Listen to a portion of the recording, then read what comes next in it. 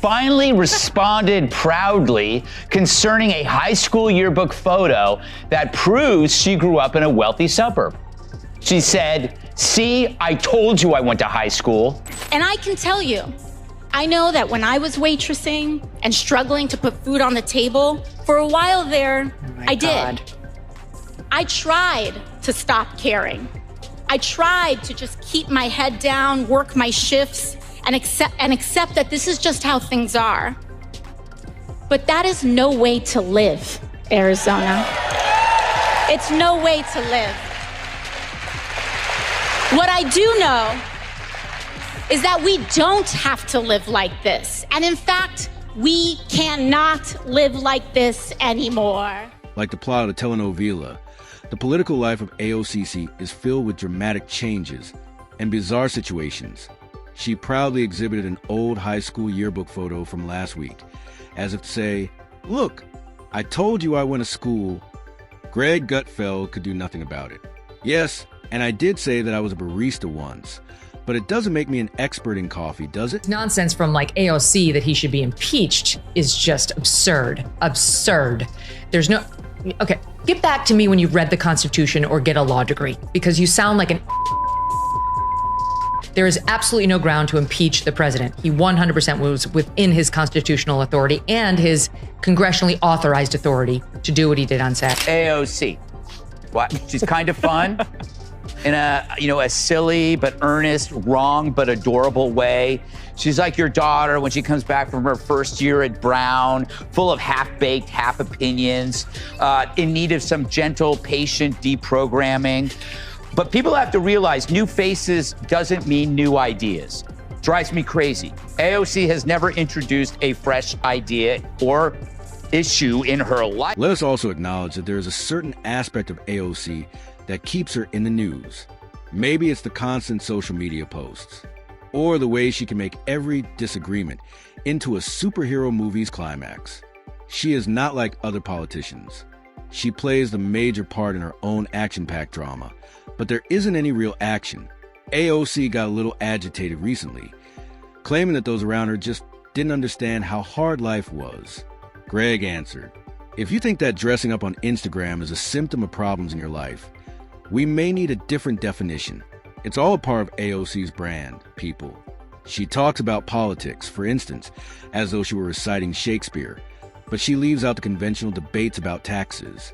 I am being honest. Like an inspirational billboard, her actual policy recommendations are profound, perfect for a Pinterest board, but questionable for dealing with real problems. She's like an 80-year-old leftist in a used bookstore. I mean, she may look fresh, but she's as stale as an abandoned futon on the street. It's like, I listen to her, I go, I heard that at Berkeley in 1983. So their problem is, and the reason why they don't have any ideas is they operate on half opinion. AOC's Instagram lives are more like political TED Talks, but with fewer posts and more filters. He suggested that AOC would comprehend why a $15 minimum wage is insufficient to combat inflation if she read about economics half as much as she streams. From whence does she obtain her information? The real question is that TikTok, a quick glance at Wikipedia, it's like a political word scavenger hunt. Unfortunately, the pieces never quite fit together. When AOC doesn't get what she wants, she turns on the waterworks.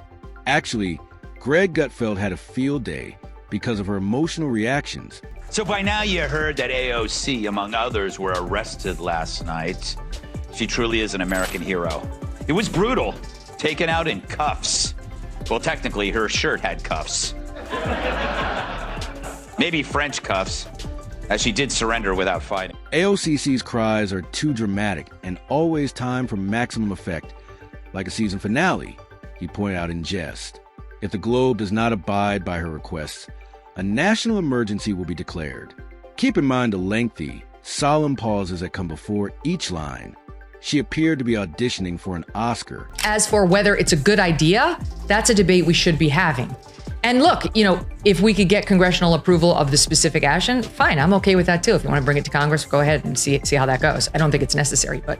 Megyn Kelly's intervention interrupted AOC's phony scholarly appeal. She talks as though she had just finished a TED lecture about capitalism after spending the weekend reading a ton of Marxist literature. But when it comes to actual policies, it's like playing a game of what's that buzzword again? In fact, AOC speeches are a lot like a college student's first debate. Fervent yet lacking the logical underpinnings to back it up. It's a thrilling ride until the credits roll, and you're left wondering what happened. Remember the times when AOC was just a Bronx girl who stood out for her beliefs? But Greg didn't ignore that one. He made fun of her past by saying that although she was born in the Bronx, she had only lived there for 5 years.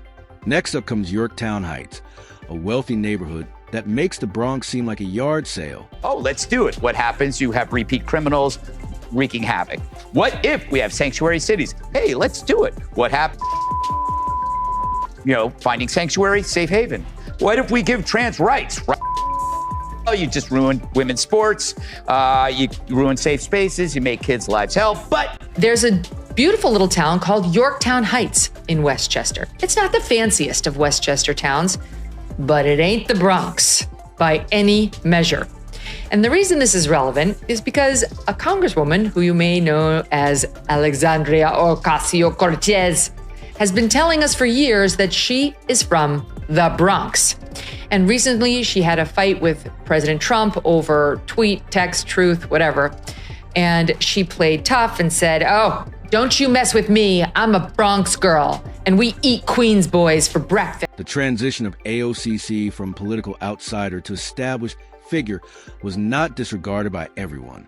She desires all the advantages of authority without any of the obligations Megyn mentioned.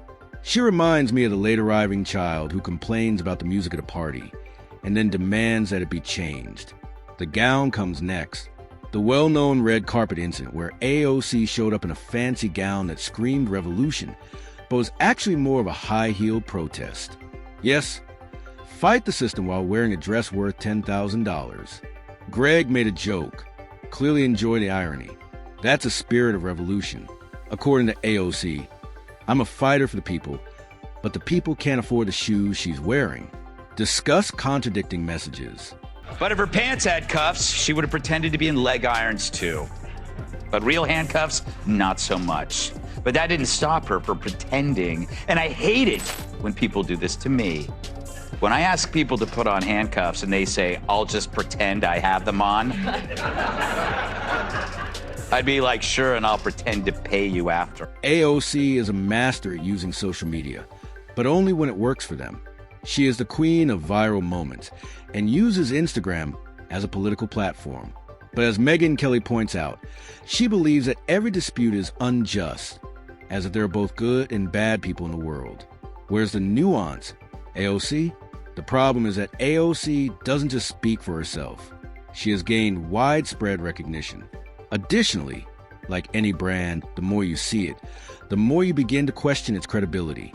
It's like buying a product that promises a lot, but doesn't live up to the hype.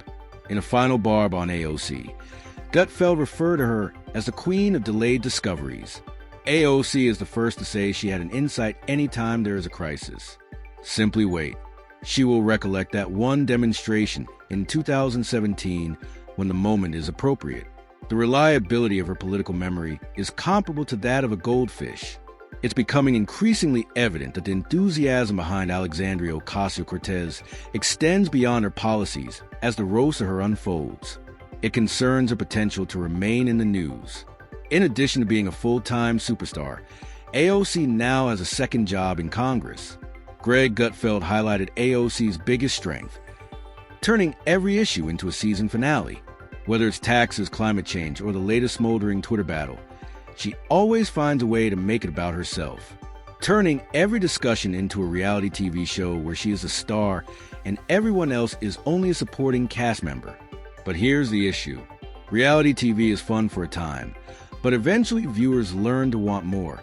Furthermore, the longer AOC keeps doing the same things, spouting slogans, throwing tantrums, and making grand gestures, people start to realize that nothing really important is getting done. Greg didn't hold back when he described her political career as a series of mistakes, bad choices, and misguided attempts to make a splash without making an effort to learn how to swim.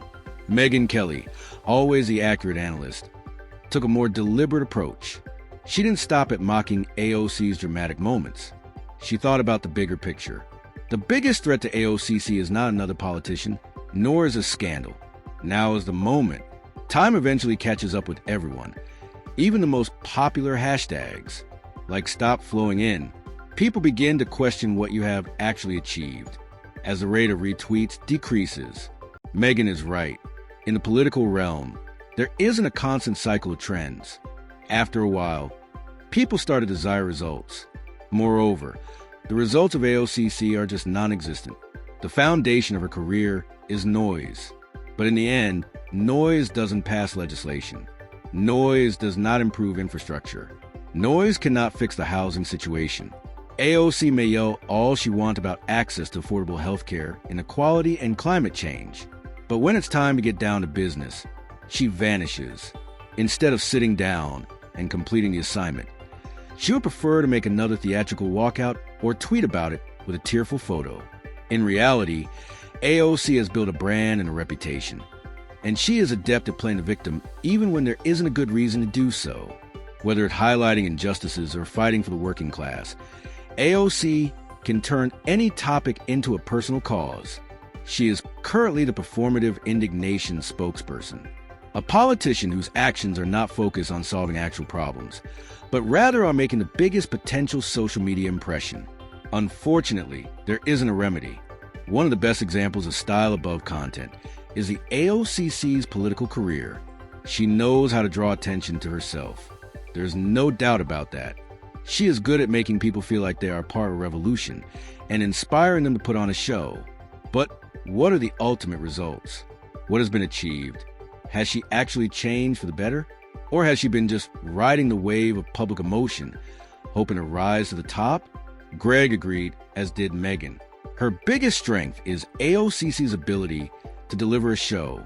Her greatest weakness, though, is her inability to create anything that survives away from the spotlight. If AOC truly wanted to make a difference, she would have to turn her focus from performance to policy. It can be difficult, though, if your brand revolves around being the loudest person in the room. When AOCC's allotted 15 minutes are up, what happens? Greg believed that this is a true question that needs to be asked, because, like all the vile celebrities before her, she will have to make a decision once the cameras stop recording and the public stops watching. Spoiler alert, more hashtags are not the answer. Megyn made a prediction that was direct and concise as she wrapped up the roast. Eventually, the camera will stop focusing on her, and AOC will have to admit that viral videos, likes, and retweets don't build connections or move legislation. They just develop brands. If your brand is superficial, people will soon start looking for something more real. But AOC isn't the only organization under investigation. The entire political culture fueled by social media is being examined.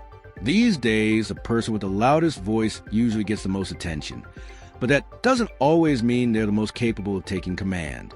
Finding a balance between spectacle and real-world change will be a real challenge for future leaders. However, AOC might want to take a break from her constant social media presence and put in the effort required of a true public servant. The fact is that she won't always be the focus of attention, and the momentum likewise fades as it does. For it, will she be prepared? We'll find out in time. Let's hope that the following generation politicians will value substance above style, while AOC is busy seeking to retain the relevancy of her brand. Because the loudest voice in the room isn't always the one with the best ideas, as we've often experienced. And AOC's political career might just become another viral event, a short-lived, forgettable spectacle, if she doesn't start giving us those ideas soon.